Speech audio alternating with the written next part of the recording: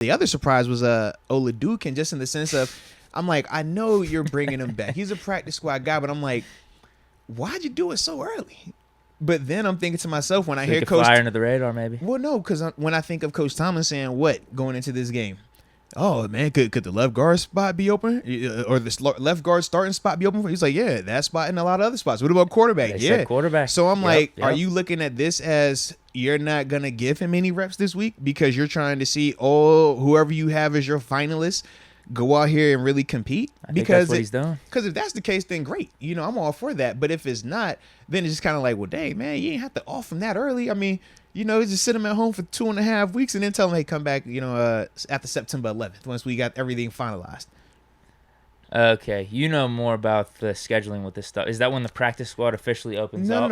No. Practice squad opens up as soon as whenever the final roster cuts are. Okay. It's like that following Monday, I want to say it is, or whenever that following day is. That's when everything is fine. September 11th is the opener. I mean, in terms of like the week 1 NFL like. Do you know when waivers were for Oladokun?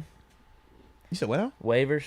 So he's going through it right now. It's 24 hours. From whenever he's released, it's 24 hours for the waivers. And then after he clears that, then if the team wanted to bring him back on the practice squad, they would have to wait, obviously, until it got down to the 53-man roster. Right now, it had to be at, I think it's 80 guys.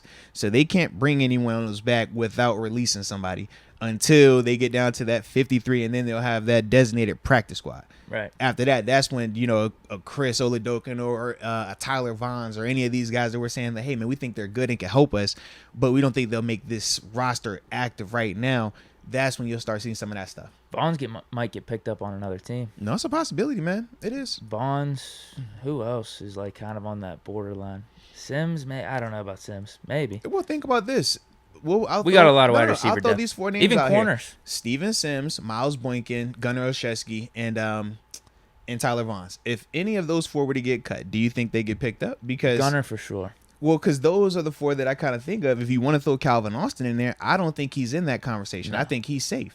So those would be the 4 like legit names. Boykin too. Yeah, definitely. Yeah, that's why I threw him in. He was in that. Yeah. And I think Vaughns or Sims would get. I mean, they'd be getting looks. I don't know if they're going to get picked up on someone's active roster, but I mean, they're going to be on someone's practice squad, I think. Yeah. Oh, Sims, he's been in the league for a little bit though too. Yeah. Did they change the practice squad rules? Back to what it initially was, because they I don't know, because they've been having squads. the veteran dudes these past 2 years, but I know that was like in relation to COVID, so I have to look into that.